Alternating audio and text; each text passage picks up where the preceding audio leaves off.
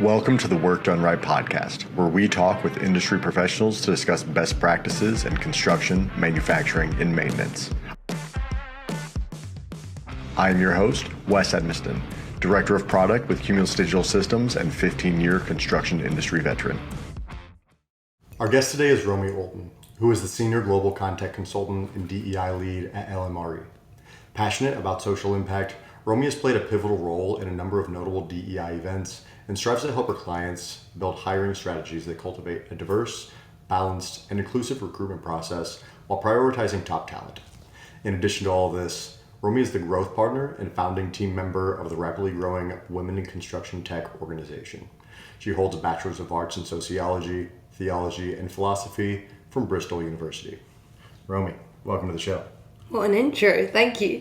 Hey, it's your background. It's my LinkedIn. So. That's right. So just getting started off in this, maybe, could you tell for our audience what is LMRE for those of you who haven't heard of them, and then just a bit about what it is that you do there? Yes, of course. So for those who haven't heard of us, don't panic. We're somewhat a startup ourselves.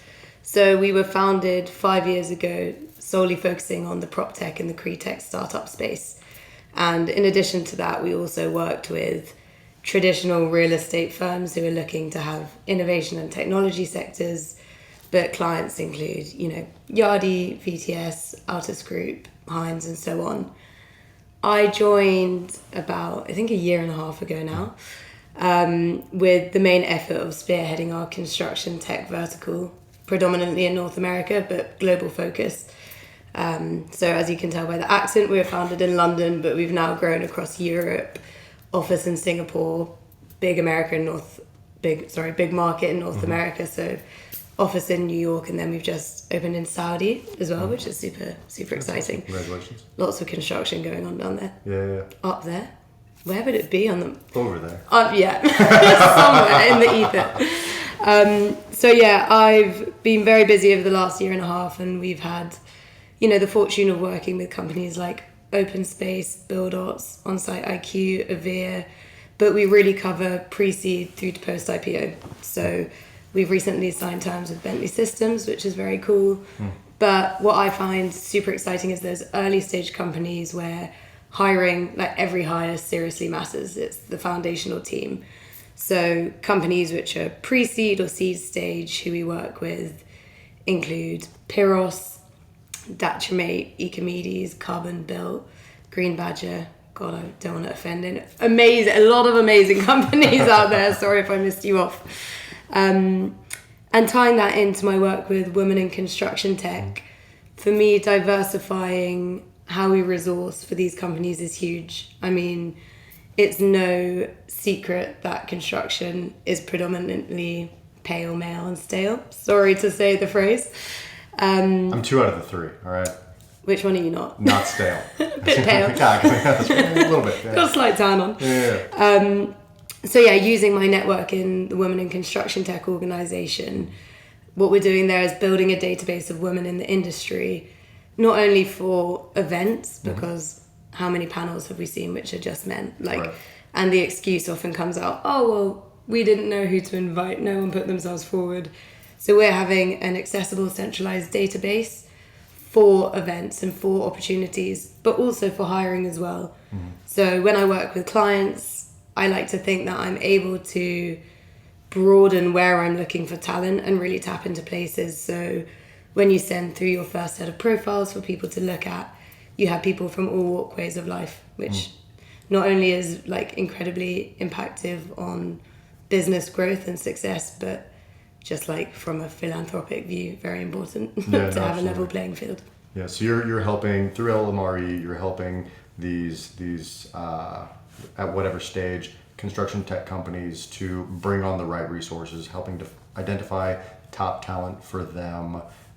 What got you into construction tech in the first place? How did you make that entrance? Yeah, it's a good question. So prior to LMRE, I worked at a company called BizNow, which is a digital media news and events platform. And I was on the UK brand partnerships team. American company, can't get enough of you guys, clearly. We're great. But as part of my job doing business development, we were partnering with owners, developers, investors, architects, engineers, contractors. And I absolutely adored my job there, but we also had exposure to ConTech and PropTechs as people who would come and sponsor our events. And firstly, this is going to sound very Gen Z, but it was something about the kind of cutting edge adoption of technology, right, where I just felt way more at home in discussing, reading about it, learning about it. The kind of people who were in the space really inspired me. And on top of that, I'm very much like people to people, so P2P, not B2B maybe. right, And recruitment is obviously all centered around those kind of relationships. right. So the thought of being able to impact an industry, not only from like technological advancements, but also in the sense that I can hopefully put more effort in to find the right people for the right job, with the priority of diversifying what that talent pool looks like, was my main pull into recruitment, I suppose. Yeah, I mean, it's extremely valuable work, especially, so for one, I have a bias toward valuing the work of people in recruitment. My wife's been in recruiting and staffing for coming up on a decade now, so great work that everybody does there. Yeah, we've got a bad rep, but there are good ones out there, I promise, Yeah, including exactly. your wife, I'm sure. Yeah, absolutely. And really the thing is, especially with working with these smaller companies, these startups, you know, every single team member is a significant member of the team. So there's so much value in identifying the right people. And yeah, headhunters get a bad rap and this and that, and you can call them all sorts of names, but they're doing the companies and the personnel the biggest service by connecting the right people together. So with the work that you're doing with LMRE, I'm sure that you get to see a lot of the open requisitions from the different companies that are out there, and you start through these conversations with the potential clients and with, you know, the recruitment pool of people. You're able to start identifying kind of some of the top, not necessarily jobs that are out there on the open marketplace, but maybe the top skill sets that employers are looking for, and maybe that aren't present in the open marketplace right now with the talent pool that we have. Is there anything in particular that you see that companies are really looking for in people that maybe people that are coming out of college or in their career right now can start to develop? Yeah, that's a really good question. And one thing I will say is it is a volatile market in the sense that 1 minute, so we have a go-to-market team where we do, you know, C-suite all the way down to junior on customer success, marketing, sales. We then have the very clever guys and gals who are digging into engineering, product, data. 1 minute, the need for sales reps are absolutely sky high. To be honest, that's quite consistent across the year, across the board. But, you know, back end of last year, what was every startup saying? We need to be profitable. It's not just about revenue, it was more strategic. But there was a huge focus on sales. And then towards, you know, these last 6 months, everyone on an inbound level has been coming to us saying, we need engineers. Like, there's a huge shortage of engineers, especially if you're looking for those with that SaaS startup experience paired with industry knowledge. That is a tiny pool. You add into that the lack of minority groups and women who come from a STEM background, especially at a more senior level, you're dwindling it even further. So that's definitely a big pain point. And I think on our salary report, God forbid if I quote this wrong, Anna Maria, I'm so sorry, but I think it's about 40% of our clients were coming to us looking just for data hires. And then on the sales side, it was about 60% who were looking for those with specialized knowledge straddling SaaS and construction or real estate. Product as well. We've seen a kind of soar over the last few months. And again, that is often the companies which are at a bit of a later stage or mid stage where these younger startups are coming and threatening their place in the market. So they have to be watertight with their products. You know, how will they remain the best? So completely depending on the size of company is different demand for roles.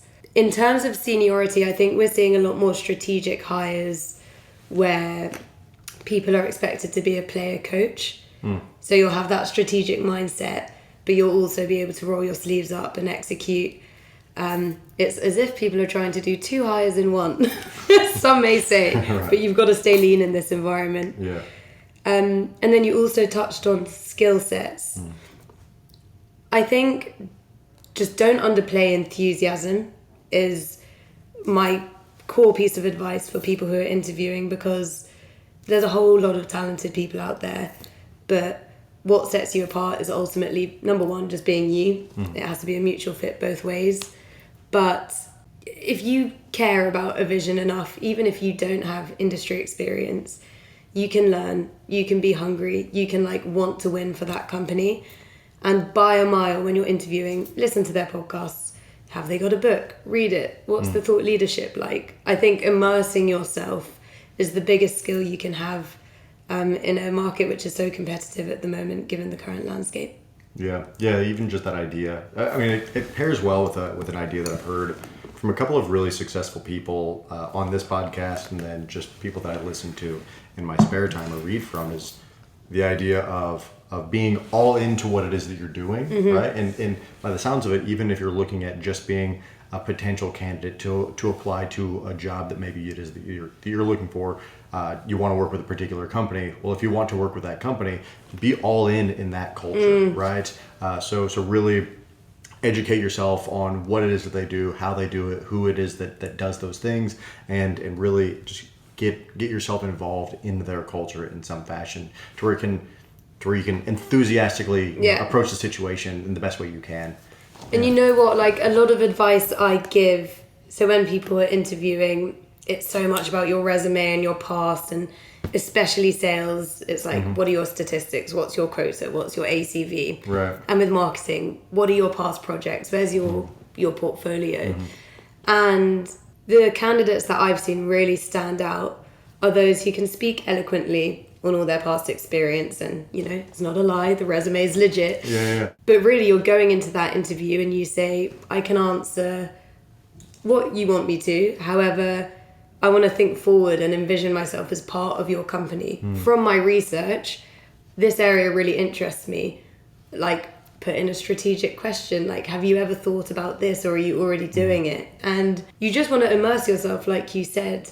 Show them your future capabilities and how it directly applies to you adding value to their business. And I can guarantee you that will stand out more than every other person who's saying, I hit this number, I did this, I did that. Right. Yeah, that makes sense. I think people are going to be naturally skeptical of you anyway in an interview. So just saying, hey, look at all of the things that I've done in the past.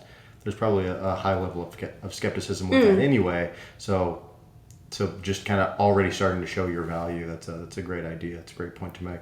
And it doesn't lack originality, but you will be original if you're going and saying, I've strategically studied your business, and these are the areas where I think I can bring value. Straight away you're oh, okay. Yeah, absolutely. The other thing that you said that I hadn't really thought about before is the amount of people that have some level of industry experience while also being a technically oriented person is likely just minimal, especially if we're looking at construction tech, right? How many software engineers do we have that also have knowledge of the construction industry? Yeah. You're the one doing the recruiting, right? How many is that? Probably not very many. And then, if you want it, I would say the movement going back into hybrid or in office is increasing, and there's less resistance, but you add on a location boundary, it needs to be in Sherman Oaks 3 times a week. It dwindles every time. Absolutely. Yeah, that's a good point. But I think if we learn anything from PropTech, who I would say are a little bit ahead, not fintech or something, but slightly more mature, what we've seen is, if you think about it right now, if you had to name, 20 mid to late stage ConTech companies who have succeeded, it's difficult. There are definitely a handful who have done really well, but everyone is around that kind of pre-seed to Series A stage, and it will be these next few years where we see the direction of that going.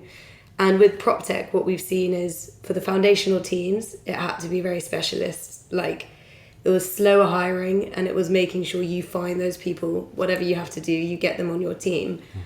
But as they've matured, we're bringing in people from different industries more and more. So it's maybe not relevant to have real estate knowledge, but you've been at a SaaS startup, great. Right. And that's how you can then raise the awareness. From my panel earlier, people were saying, how can we make the next generation more aware of construction?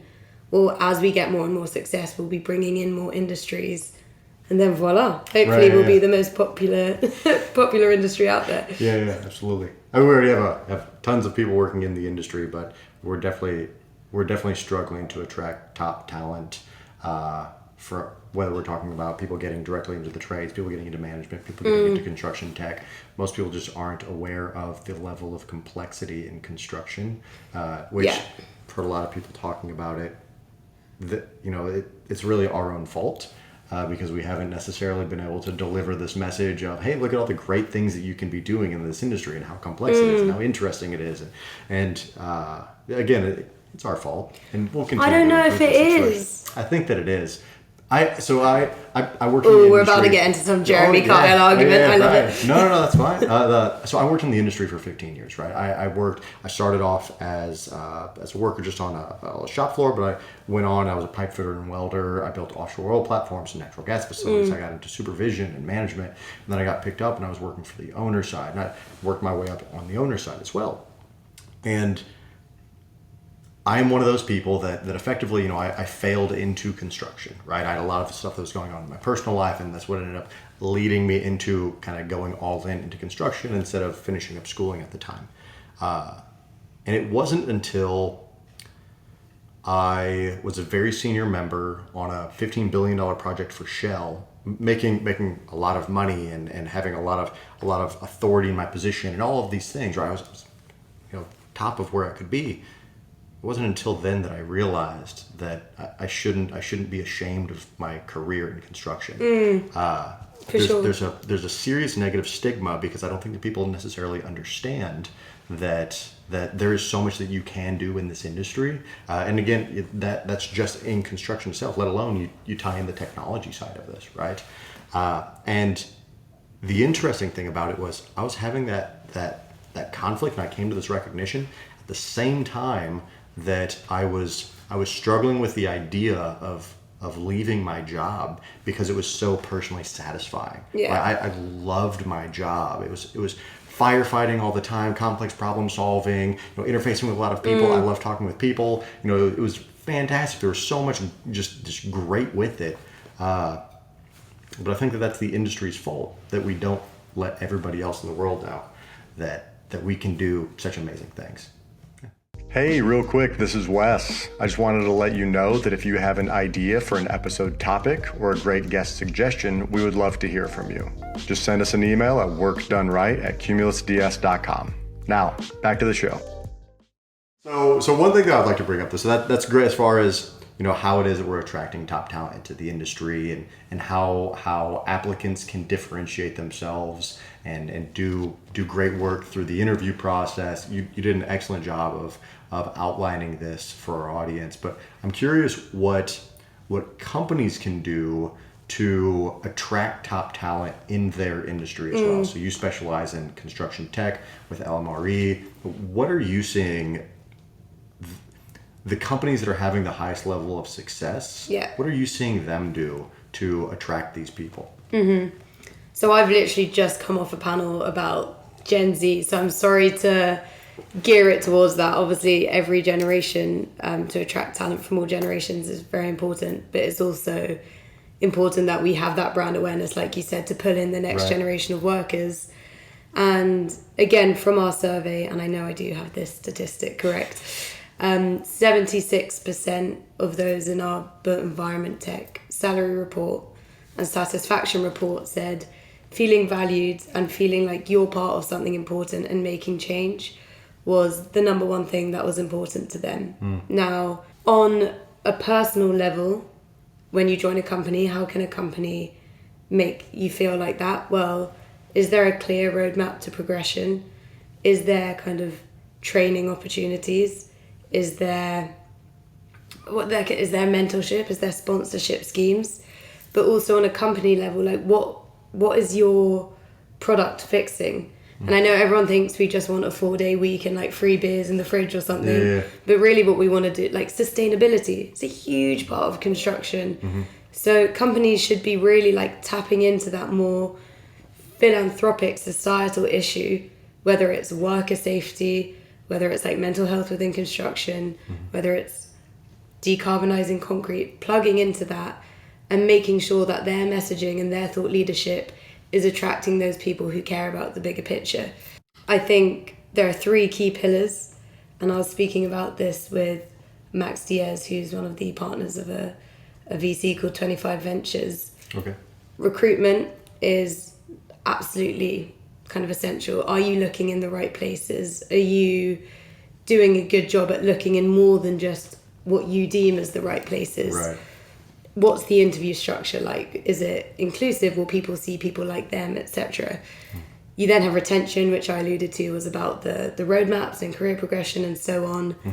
And then there's belonging and transformation, which I think is potentially the most interesting focus at the moment.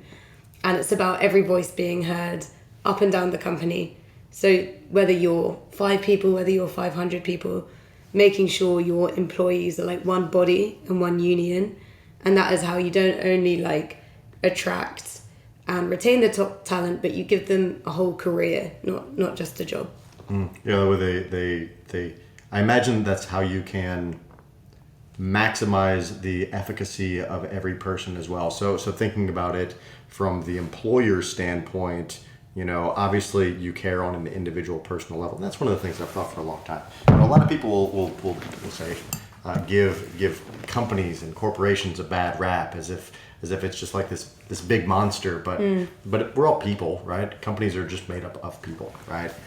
So the employers, obviously, you know, they have on a personal level, you know, some sort of buy-in and commitment to the employee, but even just on a selfish level, by providing that vision and that structure and that investment into the employees, you're also getting the best level of work, like the most efficient and effective work out of every single employee as well. So there's a major benefit for the company to do this. Yeah, like your company, you may have the best rocket science idea ever, but your company are your people. And if you're treating your employees well and they feel valued, I can guarantee your customers will get the treatment from happy employees who feel valued, who will then make them feel valued. Right. Like, it's a food chain of caring. Yeah. And I think when you're in the rush of just getting your product out there and VC funding and everything, priorities can get slightly blurred. And I'll have to plug Josh Levy from Document Crunch, and they have the Cruncher family. They've done an incredible job at really building that brand of family, and I can guarantee that will attract some of the top talent in the space. Yeah, and retain them, right? Yeah. To where it's one thing in order to get the right people in the door, but if they turn right around and leave as soon as they see you, and that's the culture piece, right? Yeah. No money can outweigh like what people see as a toxic environment. Yeah, absolutely. I know this episode's running a little long, but I just wanted to make sure that we. My fault, sorry. No, this is a two-way street. I think that we can both be a little long-winded. Ooh, jab. We'll edit that out. No, I wanted to give you the opportunity in order to talk about the Women in Construction Tech that you've been doing, that you were one of the co-founders for, right? Yeah, I was one of the founding members, and then we have about 12 local chapters. Oh, that's awesome. So what is the mission of this, and how can people get involved if they're interested in joining Women in Construction Tech? Yeah, so I think I alluded to it earlier, but the database that we are creating is to make sure that we have no excuses anymore in the industry. We have centralized and streamlined data. If you want to hire a woman, if you want to have a woman on a panel, look no further, come to us. It's free and accessible. Right. Obviously, there's intersections. It's not just women. We need to help in this space. Anyone from a minority group. The other thing is just to create a platform to like celebrate and champion successes of women in the space, the challenges. We have a global outlook. We partner with, Blueprint, Built Worlds, but then we have a very intimate focus with local chapters where it's like Soul Cycle, Boxer Size, dinners in New York. So if you're listening and want to be involved, the first thing I'd say is reach out, follow us on LinkedIn, obviously, Women in Construction Tech, and sign up to our database, which is via the website, and then reach out to your local chapter, see what events are going on. If you want to be a local chapter, we're global. We have them in Paris and London, across the US. Drop us a message or drop me a message. The more people involved, the better. Yeah, no, that's excellent. I think it's interesting what you said you all are doing with this central database of people. That way you can just effectively eliminate the excuses, right? Yeah. Most of the time, these groups, they're very social. It's, hey, I'm part of this organization, and it's very much like you're saying, like the chapter membership and all of that. But I don't think I've ever heard of an organization saying, all right, listen, people, you've had this excuse for this long, but here's the answer. Here's everybody. Just stop with the BS, right? So I think that's that's a great idea. Accountability. No, it's absolutely. Because we can't just speak, like, it's great to support women, but just speaking about it isn't going to change anything at all. No, absolutely. Yeah. One of the things that I've always said to people is, like, your job, if you have an expectation, right, one of the things you have to do is just remove the excuses, right? And it sounds like you're doing exactly that. You're just removing the excuses so that if we're not then getting the outcome, we can say, well, that's clearly not it. Yeah. What else is going on now, right? So, no, great job great idea with that. I hadn't really heard of any other organization doing that. So, well, I can't take credit. Idea. It's the amazing ladies I work with, and I learn so much from all of them, like, every day. And that's another key part which just comes naturally with the organization. But it's the nicest community of people. And there's always opportunity as well, in the sense that when you're building those organic relationships, you don't know what that door opens to kind of down the line. Yeah, no, absolutely. Again, great job to the organization. I hope to hear you all continue to grow when you grow to 100 different chapter locations all over the world. Yeah, look forward to seeing you continue to grow. Romey, we're running right up on time. I want to ask a few last minute rapid fire questions to get to know Romey Oulton. This is the bit I'm scared of, but I'm ready. Nothing to be afraid of. You're going to do great. So first off, what is one word that best describes you? I'm going to do 2. Energetic or emotional. Swings between the 2. Sorry, it's true. No reason to apologize. That's if it's you, that's great. What's your idea of a perfect vacation? Activities and tanning. Tanning whilst doing activities. Activities on the beach. Yes. No, that's awesome. Yeah, that sounds great. What's your favorite book? A Fine Balance, and I don't know the author, but it's set in India and amazing, so everyone should read it. Yeah, I'll look it up. What's your favorite movie? Anything with Margot Robbie in. Yeah. I love her. If you could give one piece of advice to somebody just starting off in their career, what would it be? Be yourself 100%. Just lean into your uniqueness, because that's what will make you stand out. Yeah. What's your favorite quote? Nelson Mandela. I think this is the quote. You never lose. Oh, what is it? You either win or you learn, you never fail. Something about that. He executed it better than me, believe it or not. I thought that was great delivery. Great job. If you could have dinner with any one famous person, living or dead, who would it be? Margot Robbie. If you're listening, Margot, call me. That's awesome. I hope you end up getting the dinner. Let me know how it goes with Margot. You can come. Sounds great. Romey, thank you very much for joining us here today. Thank you for having me. I hope to do this again in the future. Sorry for waffling.